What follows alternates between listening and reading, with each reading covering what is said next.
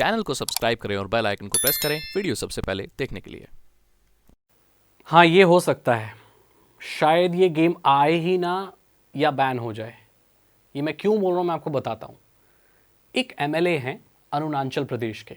उन्होंने प्रधानमंत्री जी को एक चिट्ठी लिखी है। उसमें ये कहा है कि बैटल ग्राउंड्स मोबाइल इंडिया जो गेम है ये एक मॉडिफाइड वर्जन है, मतलब पबजी मोबाइल का ही रीलॉन्च है, थोड़ी बहुत मॉडिफिकेशन करके। और भारत सरकार के कानून और नियमों को साइड में रख के एक लूप होल ढूंढ के, एक तरीका है बस चाइना का भारत में घुसने का और इस गेम को दूसरे नाम से भारत में फिर से चलाने का। उन्होंने ये भी कहा कि जो क्राफ्टॉन कंपनी है उसने इन्वेस्टमेंट की है गॉडविन नाम की कोई एक कंपनी में, और उस सेम गॉडविन नाम की कंपनी में टेंसेंट कंपनी ने भी इन्वेस्टमेंट की है जो कि एक चाइनीज कंपनी है। तो इन दोनों कंपनियों के तार जुड़े हुए हैं। उन्होंने ये भी अंदेशा जताया है कि ये गेम में जो वेपन्स वगैरह होंगे उसके थोड़े नाम बदल दिए जाएंगे, थोड़े कपड़े बदल दिए जाएंगे और गेम का नाम बदलकर फिर से उसको लॉन्च कर दिया जाएगा। उन्होंने ये भी कहा कि इसके सर्वर भारत और सिंगापुर में होंगे और बाद में शायद ये डेटा चाइना भेज दिया जाए या कुछ गलत तरीके से भेज दिया जाए, कुछ कह नहीं सकते। उन्होंने ऐसा संदेह दिया है। तो ये चिट्ठी उन्होंने प्रधानमंत्री जी को लिखी है कि इस पे भाई आप थोड़ी सी नज़र रखो। उन्होंने ये भी कहा है कि जब ये प्री रजिस्ट्रेशन के लिए गेम आया तो उसके यूआरएल में पबजी मेंशन क्यों था।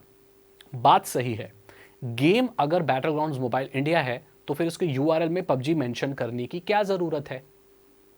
ये बिल्कुल वैलिड चीज़ है, इसमें इस चीज़ से मैं एग्री करता हूँ।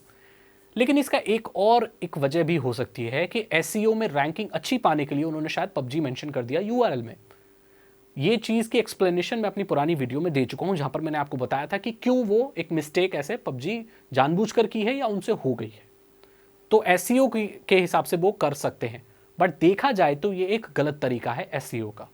इससे रैंकिंग अच्छी मिलेगी क्योंकि पबजी वर्ल्ड को ज़्यादातर लोग जानते हैं। बैटल ग्राउंड्स मोबाइल इंडिया एक नया टर्म है, इसको ज़्यादातर लोग नहीं जानते। हर कोई इतना यूट्यूब पर एक्टिव नहीं है, उसे हर गेम के बारे में, अपडेट के बारे में पता नहीं होता, और उसकी रैंकिंग पबजी की बहुत अच्छी मिलेगी in comparison to Battlegrounds mobile India. इसलिए भी हो सकता है। तो उस गेम को, उस कंपनी को एक्सप्लेनेशन देनी चाहिए। अब क्या होगा, अब क्योंकि एक एमएलए ने चिट्ठी लिखी है तो भारत सरकार उस पर गौर करेगी। ये देखेगी कि जो एमएलए जी ने जो कहा है क्या वो बात सही है, और इस चीज़ के सवाल बैटल ग्राउंड्स मोबाइल इंडिया यानी क्राफ्टॉन से पूछा जाएगा।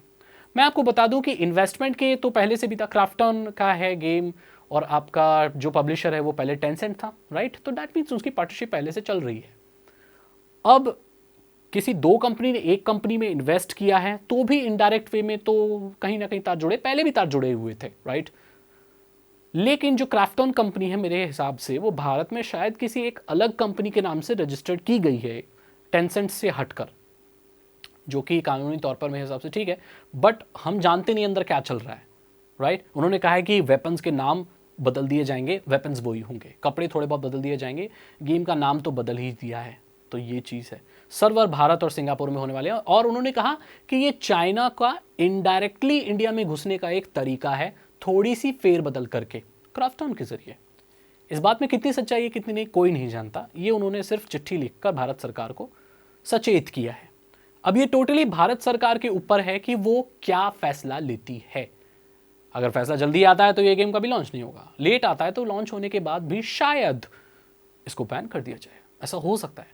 या तो ये भी हो सकता है कि जो मैंने आपको बताया कि एसईओ को लेने के लिए शायद उन्होंने पबजी लिख दिया हो और वो सही में उन चीज़ पर ध्यान दे रहे हों जिससे भारत सरकार को प्रॉब्लम थी, जिससे हमारे डेटा वेटा को कहीं विदेश में या चाइना में जाने से रोका जा सके। उन सारी चीज़ों पर हो सकता है ये कंपनी पूरे तरीके से ध्यान दे रही हो, क्योंकि दोबारा आई है तो भाई कुछ सोच कर ही आई होगी ना।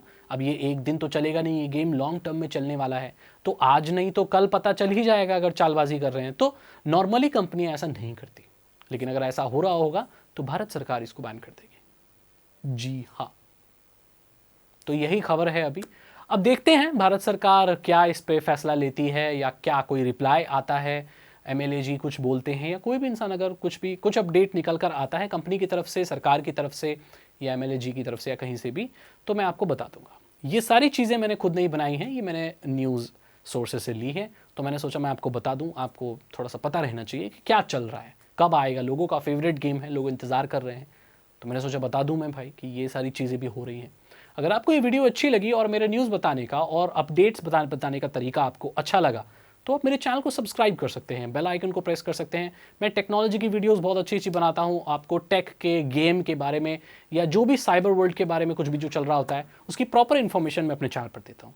अगर आपको ये वीडियो अच्छी लगी तो इसे लाइक करें, अपने दोस्तों के साथ शेयर करें, मेरे चैनल को प्लीज़ सब्सक्राइब करें और बेल आइकन को प्रेस करें। उससे आपको आगे वीडियो के नोटिफिकेशन मिलते रहेंगे।